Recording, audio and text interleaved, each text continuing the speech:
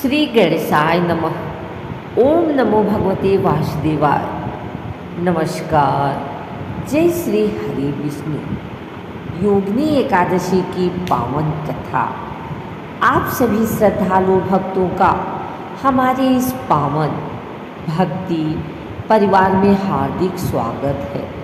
आज हम सुनेंगे आषाढ़ कृष्ण पक्ष की पवित्र योगिनी एकादशी की महिमा और कथा। धार्मिक मान्यता है कि योगिनी एकादशी का व्रत भगवान श्री हरि विष्णु को अत्यंत प्रिय है। श्रद्धा और नियम पूर्वक इस व्रत का पालन करने तथा इसकी कथा का श्रवण करने से व्यक्ति को अपने कर्मों पर विचार करने, भगवान की भक्ति में स्थिर होने और आध्यात्मिक उन्नति की प्रेरणा मिलती है। इस दिन भगवान विष्णु की पूजा, व्रत, जप और दान का विशेष महत्व बताया गया है।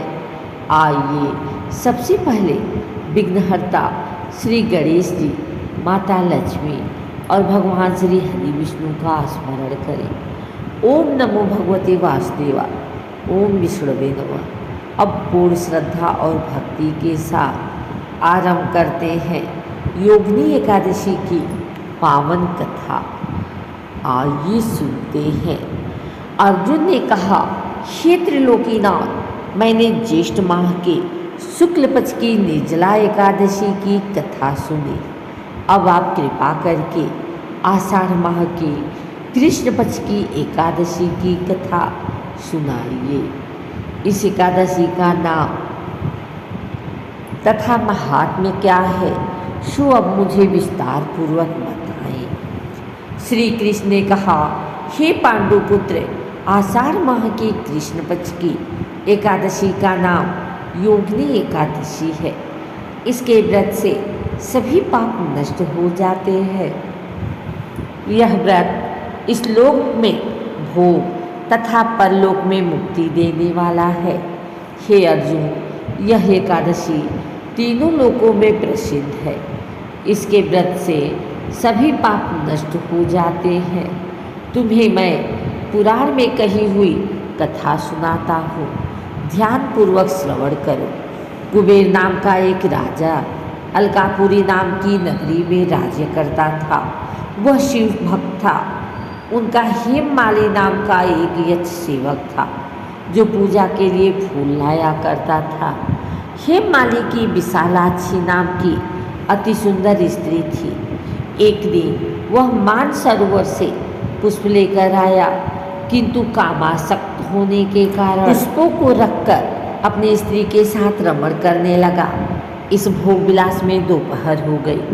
हेममाली की राह देखते देखते जब राजा कुबेर को दोपहर हो गई तो उसने क्रोधपूर्वक अपने सेवकों को आज्ञा दी कि तुम लोग जाकर पता लगाओ कि हेममाली अभी तक पुष्प लेकर क्यों नहीं आया। जब सेवकों ने उसका पता लगा लिया तो राजा के पास जाकर बताया, हे राजन, वह हेममाली अपनी स्त्री के साथ रमण कर रहा है। इस बात को सुनकर राजा कुबेर ने हेममाली को बुलाने की आज्ञा दी। डर से कांपता हुआ हेममाली राजा के सामने उपस्थित हुआ।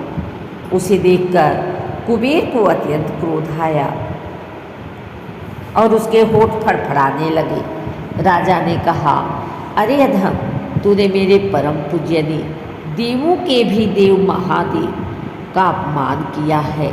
मैं तुझे श्राप देता हूँ कि तू स्त्री के वियोग में तड़पे और मृत्यु लोक में जाकर कोढ़ी का जीवन व्यतीत करे।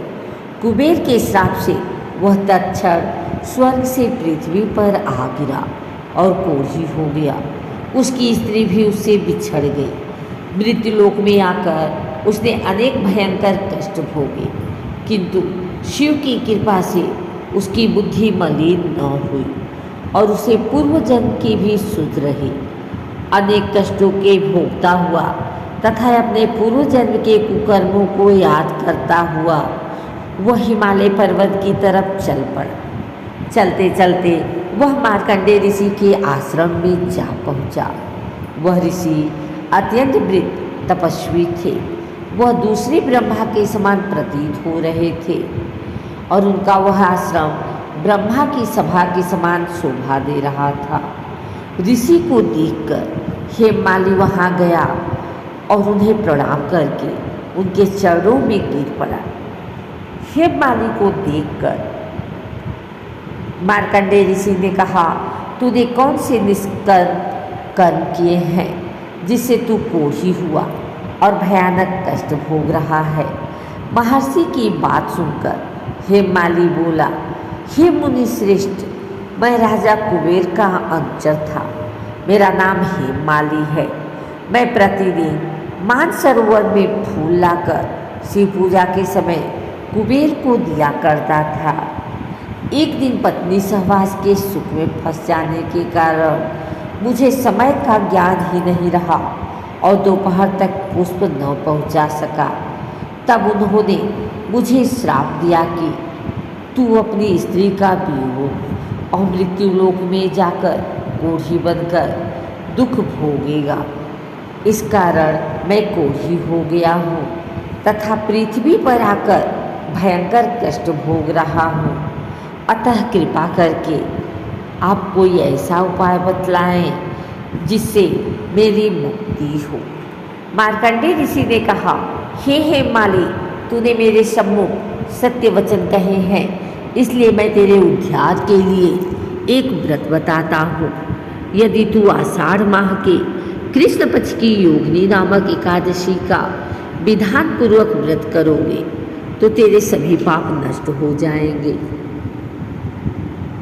महर्षि के वचन सुन हेममाली अति प्रसन्न हुआ और उनके वचनों के अनुसार योगिनी एकादशी का विधान पूर्वक व्रत करने लगा। इस व्रत के प्रभाव से अपने स्वरूप में आ गया और अपनी स्त्री के साथ सुखपूर्वक रहने लगा। हे राजन, इस योगिनी एकादशी की कथा का फल 88 सहस्त्र ब्राह्मणों को भोजन कराने के बराबर है। इसके व्रत में सभी पाप नष्ट हो जाते हैं और अंत में मोक्ष की प्राप्ति होती है। मनुष्य को पूजा आदि धर्म में आलस्य या प्रसाद नहीं करना चाहिए, अपितु मन को संयम में रखकर सदैव भगवान की सेवा में तत्पर रहना चाहिए।